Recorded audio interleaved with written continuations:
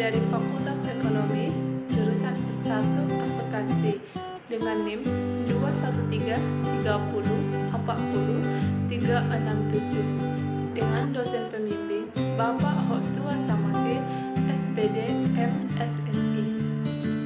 Di sini saya akan menjelaskan materi saya yang judulnya Hubungan Sistem Informasi Akuntansi dan Sistem Informasi Manajemen. Mari kita simak ya guys. Yang pertama, pengertian sistem informasi akuntansi dan sistem informasi manajemen. Menurut Wijayanto 2002, sistem informasi manajemen adalah suatu sistem informasi yang bersifat menyeluruh, bertujuan untuk menyajikan berbagai informasi yang jauh lebih luas daripada informasi akuntansi yang bersifat historis. Sedangkan sistem informasi akuntansi adalah susunan berbagai dokumen, alat komunikasi, tenaga pelaksana, dan berbagai laporan yang didesain untuk mentransformasikan data keuangan menjadi informasi keuangan. Yang kedua, tujuan SIA dan SIM.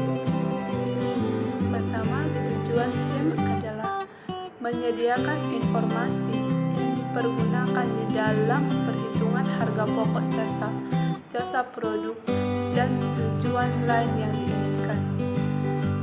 Manajemen menyediakan informasi yang digunakan dalam perencanaan, pengendalian, pengevaluasian, dan perbaikan berkelanjutan. Menyediakan informasi untuk pengambilan keputusan.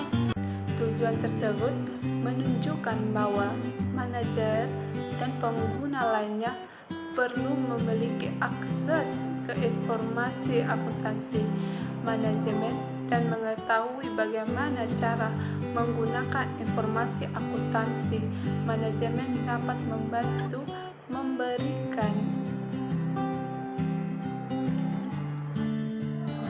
mereka mengidentifikasi suatu masalah, menyelesaikan masalah, dan mengevaluasi kinerja atau informasi akuntansi dibutuhkan dan dipergunakan dalam semua tahapan manajemen, termasuk perencanaan, pengendalian, dan pengambilan keputusan.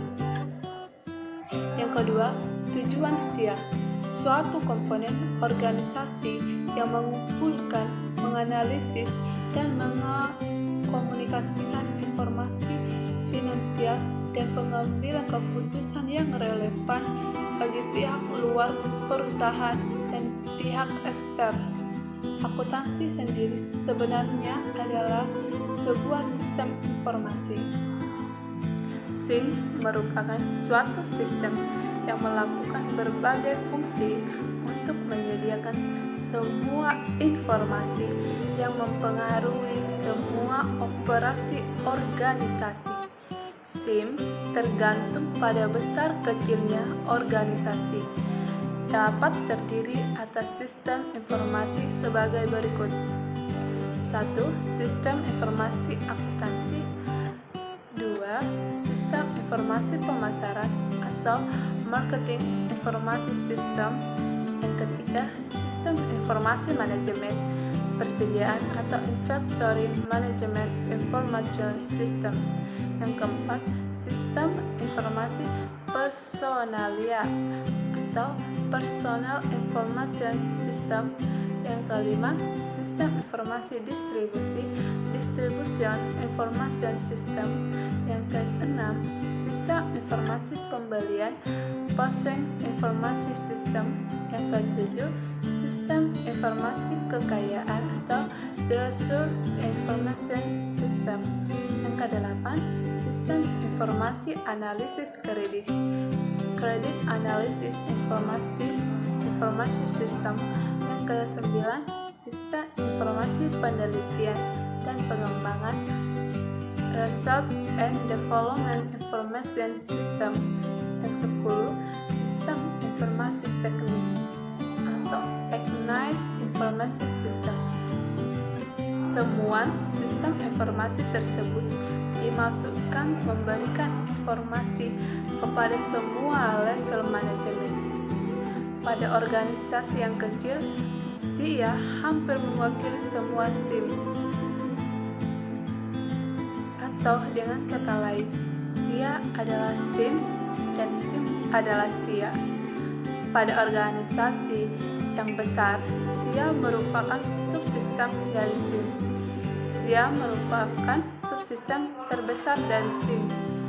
George M. Scott memberikan sejumlah angka untuk organisasi yang setengah dari transaksi yang diproses adalah transaksi akuntansi, dan untuk organisasi yang kecil 70% atau lebih transaksi kebanyakan adalah transaksi akuntansi.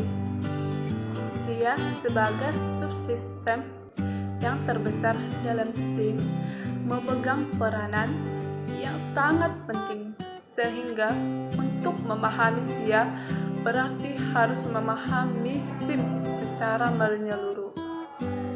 Setelah SIA akan melaksanakan 5 fungsi utama, yaitu yang pertama, mengumpulkan dan menyimpan data dari semua aktivitas dan transaksi perusahaan.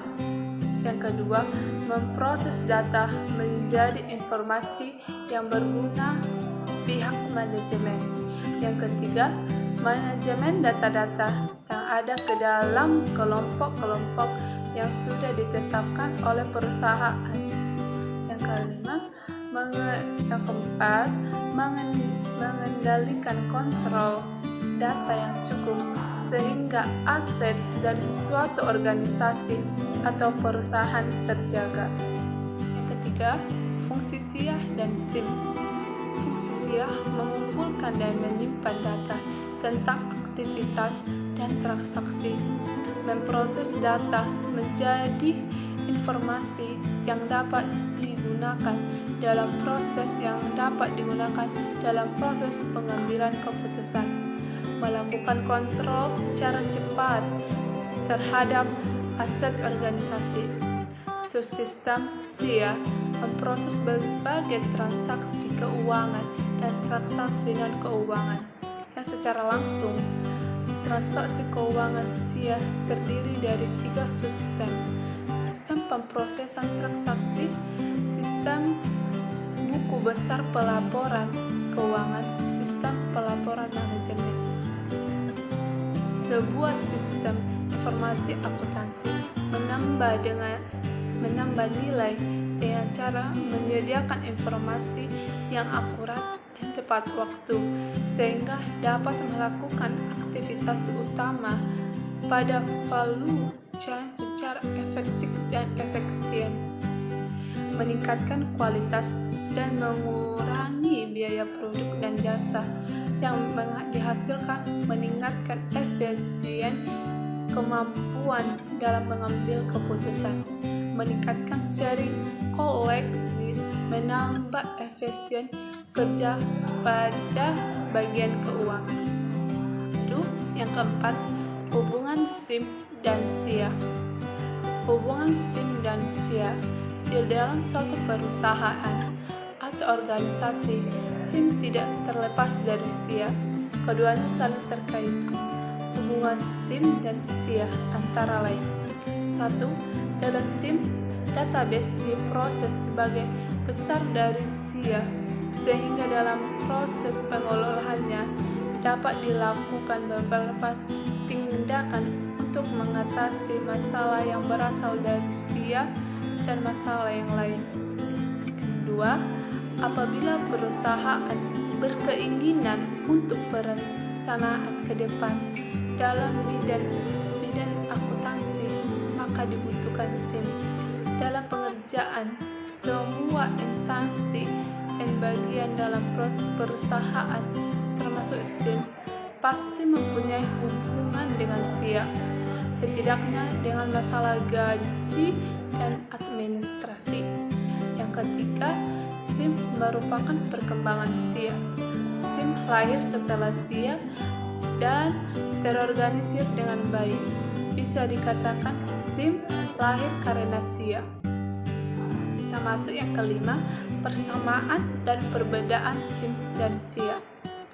Persamaan SIM dan SIA. SIM dan SIA mempunyai persamaan sebagai berikut. 1. Sama-sama mencari masalah dan informasi yang ada dalam perusahaan dan diberikan kepada manajer untuk dicari solusi pemecahan masalah tersebut, walaupun kontribusi SIA dalam pemecahan masalah sedikit. Kedua, sama menggunakan komputer dalam pelaksanaan sistemnya dan sama-sama subsistem dalam CBIS. Perbedaan SIM dan SIA. SIM dan SIA mempunyai perbedaan sebagai berikut. 1. SIM berkewajiban untuk memberikan informasi dengan lingkungan, sedangkan SIM tidak. SIM hanya merupakan usaha seorganisasi. Kedua, SIA hanya menangani informasi dalam hal akuntansi saja, sedangkan SIM hampir semua masalah dibahas dan dicari permasalahannya. Yang ketiga, output SIA masih luas, bisa dijadikan sebagai bahan bagi manajer dan sumber data bagi sistem lain, sedangkan SIM hanya menyediakan informasi bagi manajer untuk dicari pemecahannya. Yang keempat, SIA lebih berorientasi kepada data, sedangkan SIM lebih berorientasi kepada informasi. Jadi, kesimpulan yang kita ambil dari pelajaran di atas, SIA sebagai sistem yang terbesar dalam SIM memegang peranan yang sangat penting, sehingga untuk memahami SIA berarti harus memahami SIM secara menyeluruh. Pada dasarnya, tujuan SIA dan SIM adalah sama. SIA dan SIM sama-sama mencari masalah dan informasi yang ada dalam perusahaan dan diberikan kepada manajer untuk dicari solusi pemecahan masalah tersebut. Pemecahan masalah sedikit dan sama-sama menggunakan komputer dalam pelaksanaan sistemnya dan sama-sama subsistem dalam CBIS. Perbedaannya di lingkungan pemakaian informasi yang disampaikan dan diorientasikan, sedangkan dari segi output SIA lebih luas, menyediakan informasi bagi manajemen atau pihak internal perusahaan.